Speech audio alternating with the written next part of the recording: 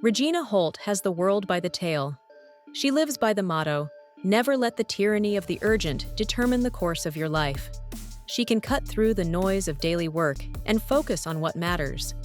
She has elevated several companies that have utilized her skills, and at the same time, she has elevated herself. However, at this moment, all her skills are called into question at the sight of the dead body lying in front of her. At the start of her career, she heard someone say, "Don't let your day job keep you from accomplishing what is important." She took this philosophy to heart, and it paid off. Earlier today, she had been explaining it to a corporate board. She told them, "We often go to work each day with countless urgent tasks pulling us here and then there. Many of these tasks feel important, but very few of them will help you fulfill your company goals. Sometimes we even use these daily activities as an excuse to avoid working on more significant issues, because the more substantial work is difficult. Then we chalk our lack of progress up to being too busy." She walked out of the board meeting feeling satisfied because she had set a goal of serving as a consultant for 10 Fortune 500 companies before she took her business to the next level. This company was her 10th. As planned, her next step was to launch a curriculum to a broader audience based on all she had learned. She was growing in expertise, recognition, and income, and she would not stop there. That is when she entered the women's restroom and had her confidence shattered. As she stepped into the ladies' room, something was not right. The air seemed stifled. Then she saw it. The body of a woman about her age was lying motionless on the cold tile floor. She looked as if she was staring at something beyond the ceiling. Regina reached out to check on her, but the body had already begun to grow cold. She checked for a pulse and felt nothing. What shocked Regina the most was the dead woman's open eyes and tortured face. It was as if the woman had gained a glimpse of eternity, which had terrified her. Regina immediately ran out to call for help.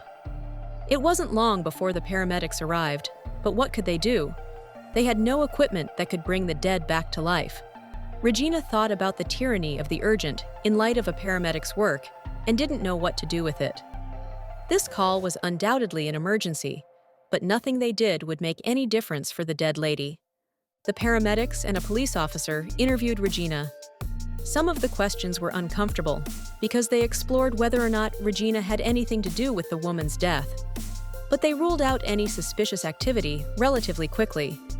As she was leaving, the police officer said, "Thank you for your time, Ms. Holt, and I'm sorry you had to experience this today. Please know the remains have been brought to the coroner's office for an autopsy. We assume it was a heart issue based on her medical history." "Remains!"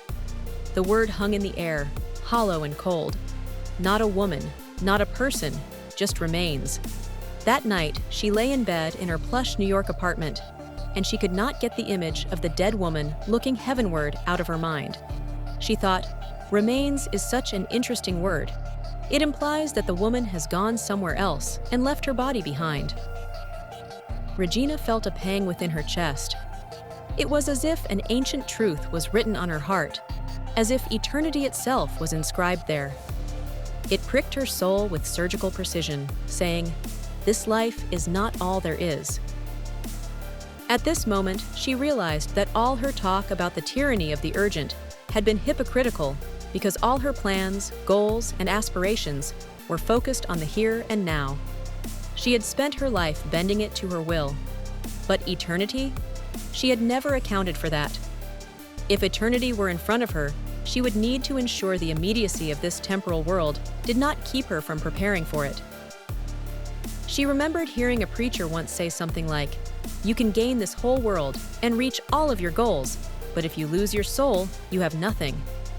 She thought, "Everything I have invested into in my life will one day be remains, just like my body.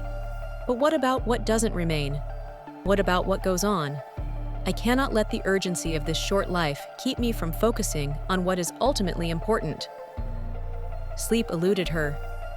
As she looked out the rain-streaked window, her eyes seemed to look beyond it, beyond time itself. She thought, "What will be the last thing we see? The remains of life are one thing, but what about the life that remains?"